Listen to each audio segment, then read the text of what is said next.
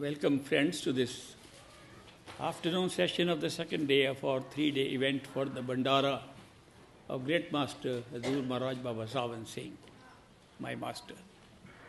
I'm very happy that you came and joined me. There is nothing greater than initiation by a perfect living master. Initiation is an acceptance by the master that you are on that list to go back home with that master. If you are ready and follow the instructions of the master to the best of your ability, you will go back definitely in this very life. If for some reason you do not follow the instructions, you may have to come again. There is a saying by Seth Sevdiyal Singh, Swamiji from Agra. He says, 4 lives are needed on the spiritual path. And I will give you the Hindi version of this and translate it for you. एक जन्म गुर भक्ति, जन्म दूसरे नाम, जन्म तीसरे तुर्य पद, चौथे में निज धाम. What it means is, one whole life you have to devote to getting your devotion for your master. Second life you have to come to get initiated by a perfect master. Third life, you can go up to the top of the causal region in your meditation, in your experience. In the fourth life, you can go to your true home. He mentioned that, so some people ask me, is it all necessary to be in 4 lives? Not necessary. As it described, that these are the normal pattern. It takes several lifetimes. It's not a small thing. To go to your true home is not a small thing. Some people meet me and say, do I have to come 3 more lives? I said, maybe you already passed those 3 lives. How do you know which life you are on? This could be your last life.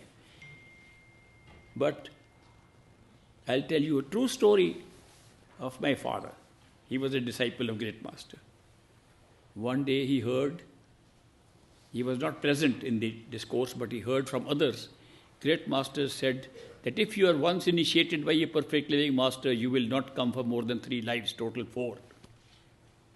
In the evening, there was a private party, private meeting, and he was there, I was there, and he said to Master, Master, is it true that in the morning, in your discourse, you said that once you are initiated, you cannot come for more than 4 lives? And Great Master said, Lek Raj, that was my father's name. Lek Raj, why are you asking this question? This is your last life. And my dad said, I am asking questions, supposing I want to have the 5th life. Is there a barrier to that? He said, why would you like a 5th life?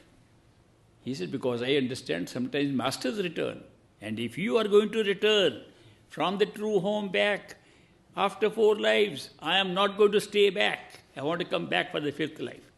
And Great Master laughed. And then he explained. He said, 4 lives is the limit. If you are initiated by a perfect living master, and you follow his instructions to the best of your ability, you'll never be able to follow completely. The mind will stop you. Mind will come in the way. But if, in spite of that, you do your very best to follow those instructions, this is the only life that you will be here and you will be out of it the next time. So you don't have a second life. If you do not follow the instructions and move away from it, you may have to have 1 more life, in which case you will follow the instructions automatically, because of the experience of 1 life. If you completely run away from the master, say, oh, I don't believe in anything, I just messed up my life and by going to this master, and even go against the master, you may have to come for another life.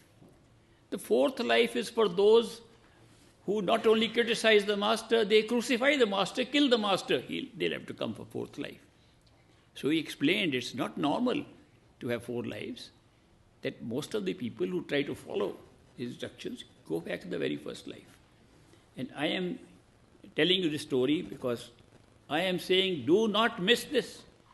Please, if you are initiated by a perfect living master, do your best to follow the instructions and don't have to come back again. Unless you want to, that's a different matter. Some people want to also. So I know that some people who were very close to Great Master came back again because for some reason they wanted to see his prophecy working in the United States. That's a different matter. There were a few exceptions like that. But otherwise, if you follow the instructions as best as you can, and look, there's a loophole there also, as best as you can. Masters know that you cannot do exactly everything they say. The mind comes in the way and fights with you. So with the best you can do, that you will be able to get the most benefit from a master's initiation and go back home as fast as you can. Also, there's another thing.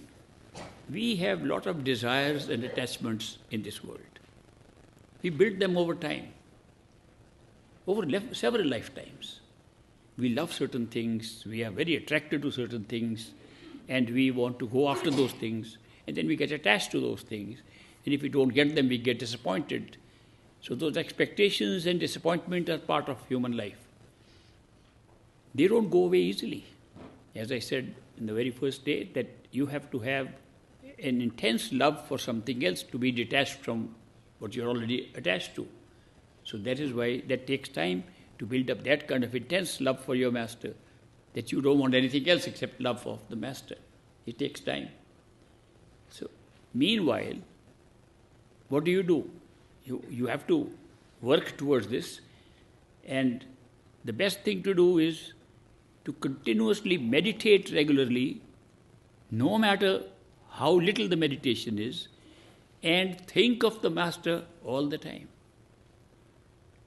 Some people say, we are very busy, our lives are very busy, our obligations are too many, and we only meditate on weekends. And I told them very clearly, honestly, weekend meditation means starting from square one again and again, because you don't maintain the momentum. If you meditate every day, in the morning, even 5 minutes, or 10 or 20, whatever you can do, but at least 5 minutes if you can meditate, remembering the master, having conversation with him in meditation in your head with the master, every day a momentum is built up and you'll see the results of it. So to make meditation effective, you should not cause any interruption in it. Do it every day in the morning, and it will help you definitely. I am just sharing some tips that I learned from my own experiences, that these things make a difference. The food you eat makes a difference. The way you treat other people, supposing you are very angry and then you want to meditate, you can't meditate properly. And some people are meditating, and the man told me, I meditate, but my wife comes and interrupts me. So I said, what do you do then? I shout at her. How dare you stop me? I'm meditating.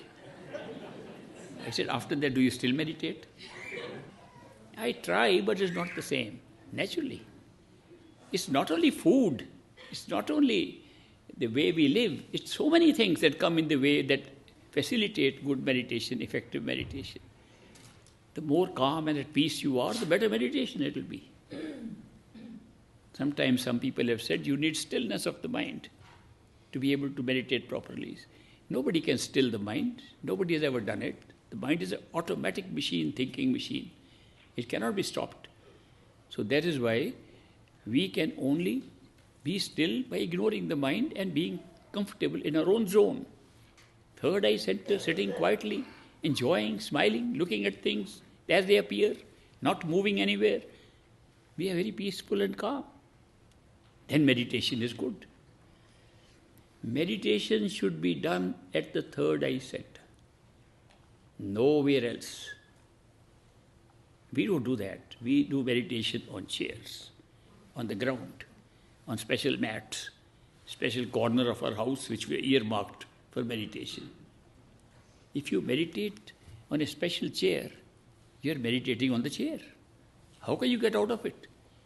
It's my very special chair. I go to my friends' houses. They say, we have got a special room and a special chair for meditation only. I say, let me go and sit in it also. I go and sit in the chair. I say, beautiful, wonderful chair. I can sit 2.5 hours thinking about this chair. You can't help it. The whole intention of effective meditation is to withdraw your attention to third eye center. Look at the power of imagination. You can create any chair you like. You can create any cushion you like. You can create any mat you like, any carpet you like, right at the third eye center. Make it there and meditate there. It'll work. Outside, we have a special room for meditation. We have special place for meditation.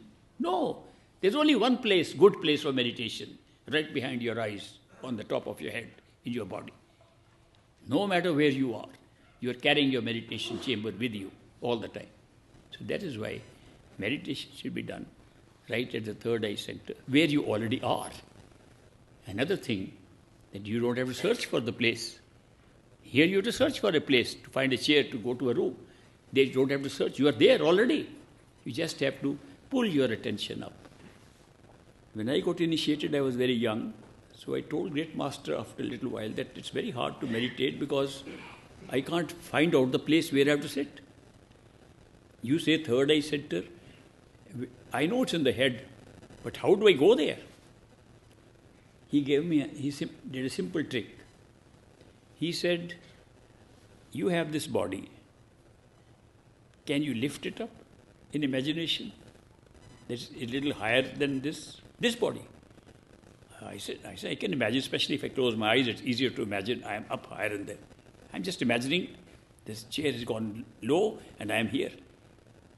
I am up here. He said, all right, now raise your finger like this, the index finger up. I raise my fingers. He said, raise it so high that you can't see it. I said, I can't see it. It's above my head. Can you imagine that this body has risen with the same imagination all the way to the top of your finger? And I tried.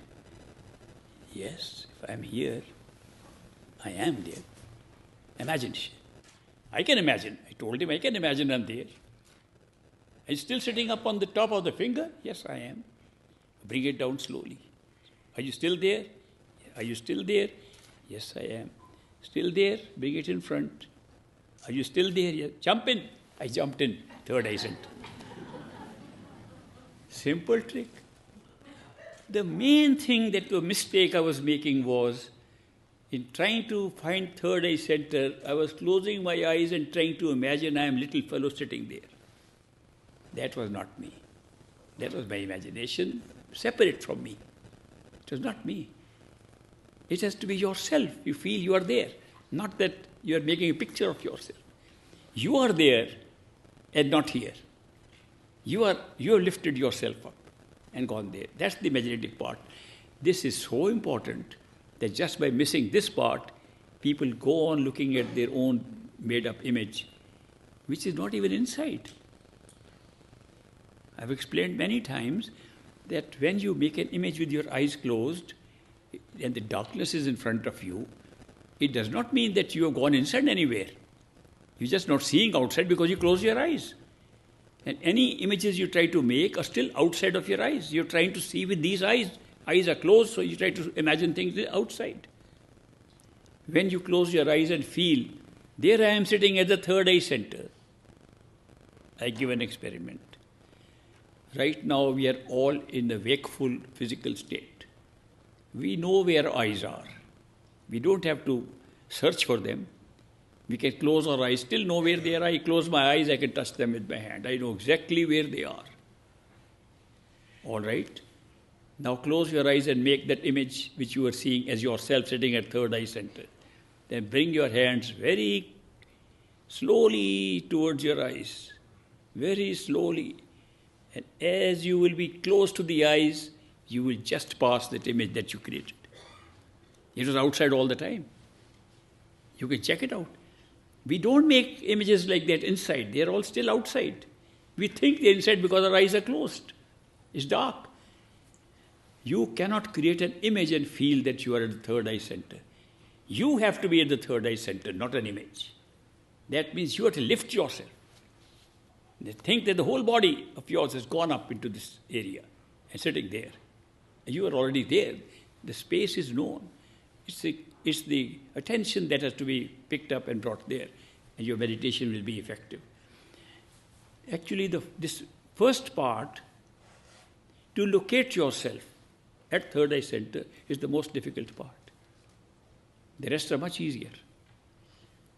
To go to the inner body, first part is the most difficult, and we get caught up in that and we waste years and years of meditation without seeing anything. But if you can locate yourself there, that you are nowhere else except there, that helps a lot. You start with that. I'm just giving you a few tips learned from long experience. I am very happy I could join you for this Bhandara. Tomorrow we'll be celebrating Great Master's Bhandara, the day of abundance of grace. So much grace falls. I can share a personal experience with you, with his permission, of course. I normally don't share my spiritual experiences with you unless he permits, but this is a permission given special for this day. That when Bhandara comes, I not only see him, which I can see him all the time, I see him blessing every person who attends the Bhandara with me. It's a very emotional moment for me to see how much blessing he can give to those who just happen to come and attend Bhandara with me. I'm expecting that kind of grace and showering of abundance of grace tomorrow. Thank you very much for joining me, and I'll see you tomorrow 11 o'clock. I will now have a meeting with those who have applied for initiation.